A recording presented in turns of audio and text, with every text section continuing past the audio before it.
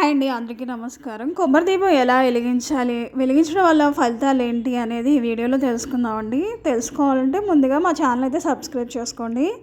అదేవిధంగా మీకు ఏమైనా డౌట్స్ ఉంటే కింద కామెంట్లో తెలియచేయండి. మనం కొబ్బరి దీపం వెలిగించాలంటే ముందుగా శివపార్వతుల దగ్గరే వెలిగించాలండి. లేదు అంటే విష్ణుమూర్తి లక్ష్మీదేవి దగ్గరైనా వెలిగించవచ్చు. కానీ శివుడికి ఇష్టమైన ప్రీతికరమైన కొబ్బరికాయ దీపం ఈ విధంగా అయితే వెలిగించండి. మీ కుటుంబం అష్టైశ్వర్యాలతో ఆయుర ఆరోగ్యాలతో సంతోషంగా ఉంటుందండి. ముందుగా ఒక ఇత్తడి ప్లేట్ అయితే తీసుకోండి.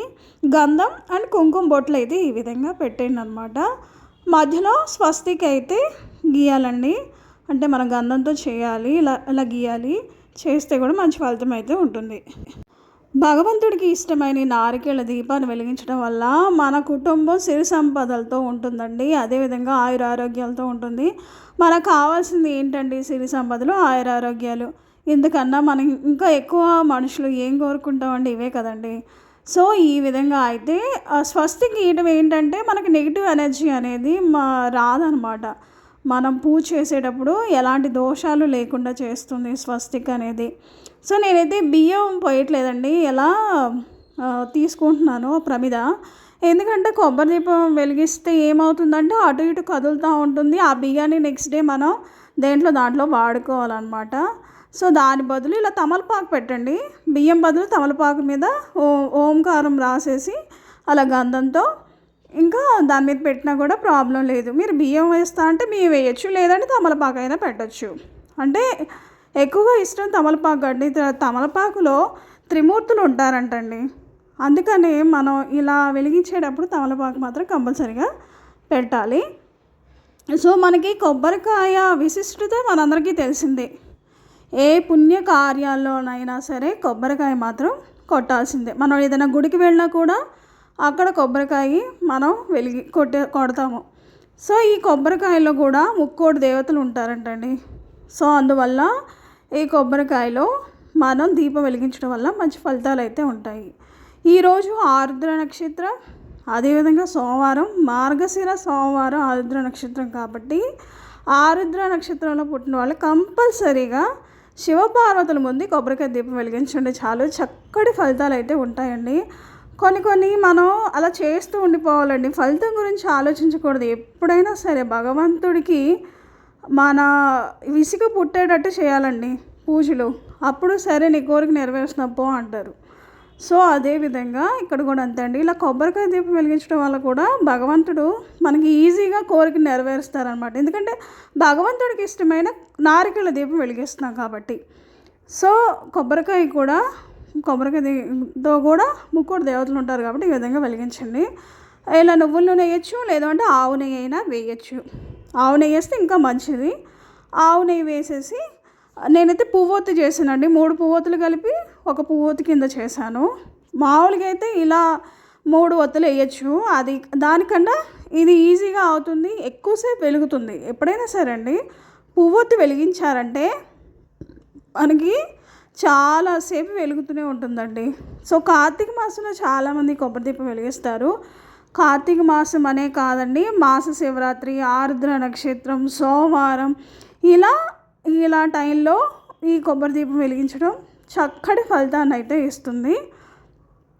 సో మన శివపార్వతులకి ఎంతో ఇష్టమైన కొబ్బరికాయ దీపం అండి.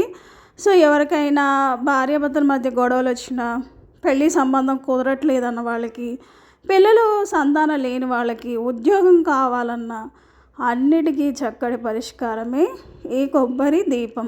మన ఇంట్లో ఆనందం ఇక దొరుకుతూ ఉండాలి అంటే ఈ కొబ్బరికాయ దీపం అనేది ఖచ్చితంగా వెలిగించాల్సిందే.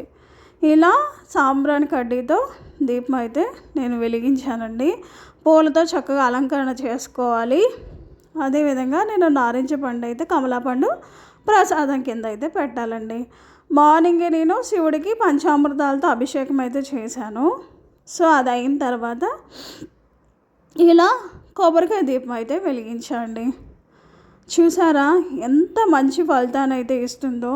సో కోటి సోమవారం అంటారు, అప్పుడైనా వెలిగించవచ్చు. మాస శివరాత్రి, స్వామివారికి ఇష్టమైన మాస శివరాత్రి నాడు వెలిగించవచ్చు. కార్తీక మాసంలో 4 సోమవారాల్లో ఏదో ఒక సోమవారం వెలిగించవచ్చు.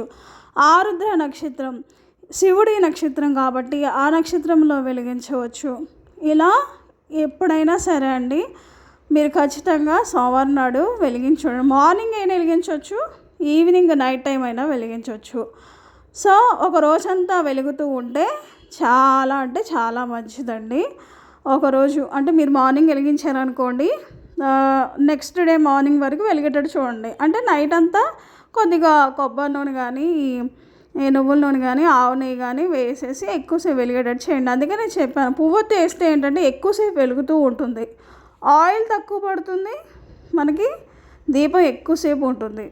అదే ఈ 3 ఒత్తులు ఇలా వెలిగించామంటే ఎక్కువసేపు ఉండదు, ఆయిల్ కూడా ఎక్కువ పీల్చుకుంటుంది.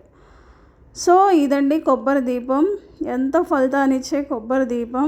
ఇలాంటివి ఎవరు చెప్పరండి, కొన్ని మనం తెలుసుకొని ఈ వీడియో మీ కంట పడిందంటే మీరు అదృష్టవంతులు అన్నట్టు. అంటే మీరు ఇది కూడా వెలిగించండి అని అర్థం. చాలామంది దేవుడు అనుగ్రహం లేనిదే మనం చేయలేము. ఆ భగవంతుడు అనుగ్రహం ఉంది కాబట్టి మీరు ఈ వీడియో చూస్తున్నారు. మీరు ఏదో ఒక సోమవారం అయినా శివపార్వతుల ముందు దీపం అయితే వెలిగించండి, చక్కటి ఫలితాన్ని అయితే పొందండి. మనకి భగవంతుల్లో కల్లా త్వరగా కోరికలు నెరవేర్చే స్వామి అంటే శివుడేనండి. ఓం నమ శివాయ అనుకుంటూ కూడా ఉంటే మన కష్టాలన్నీ తీరిపోతాయి అని కూడా చెప్తూ ఉంటారు. సో నేనైతే అండి మార్నింగే చక్కగా ఇలా శివుడికి అభిషేకం చేసి ఈ నారికేళ దీపాన్ని, కొబ్బరి దీపాన్ని నేను వెలిగించానండి. ఎంతో ప్రశాంతత ఉంటుంది ఇంట్లో, గొడవలు అనేవి ఉండవు, పిల్లలు చక్కగా ఆరోగ్యంగా చక్కగా చదువుకుంటారు. ఇంకా మనకి ఎంతకన్నా కావాల్సింది ఏముందండి. ఇలా దేవుణ్ణి అయితే నేను ప్రార్థించానండి. మనకు కావాల్సిన కోరికను భగవంతుడి ముందు చెప్పుకుంటే ఆ భగవంతుడే తీరుస్తాడండి. భగవంతుడికి ఇష్టమైన ఈ నారికేళ దీపాన్ని వెలిగించి నాకు ఈ కోరిక ఉందని భగవంతుడు చెప్పుకుంటే ఈజీగా సక్సెస్ అయితే చేస్తారండి. సమస్య ఇచ్చింది భగవంతుడైనప్పుడు దాని పరిష్కారం కూడా భగవంతుడే కదండి. కాకపోతే కర్మ అనేది కొన్ని రోజులు ఉంటుంది, అది అనుభవించాలని రాసి పెట్టుంటుంది, అన్ని రోజులు అనుభవించాలి, తప్పదు. కర్మ నుంచి ఎవరు తప్పించుకోలేరు కదండి.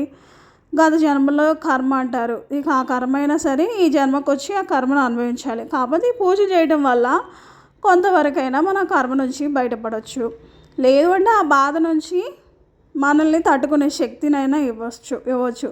కొంతమంది బాధ వచ్చిందంటే టెన్షన్ పడిపోతారు, హార్ట్ స్ట్రోక్ వస్తుంది, ఏదో ఒక అనారోగ్య సమస్యలు, మనకు అసలు ఉన్న సమస్య కంటే ఇంకా ఎక్కువ అనారోగ్య సమస్యలు అవుతాయి. అదే ఇలాంటి పూజలు చేశామంటే అలా ఆ బాధ నుంచి మనకి ధైర్యాన్ని ఇస్తాడు, మన ఏమంటారు ఎదుర్కొనే శక్తిని ఇస్తాడు. సో ఇదండి వీడియో. ఈ వీడియో నచ్చితే లైక్ చేయండి, మా ఛానల్ తప్పకుండా సబ్స్క్రైబ్ చేసుకోండి. మీకు ఎలాంటి వీడియోలో కింద కామెంట్లో తెలియచేయండి. మా ఛానల్ని సబ్స్క్రైబ్.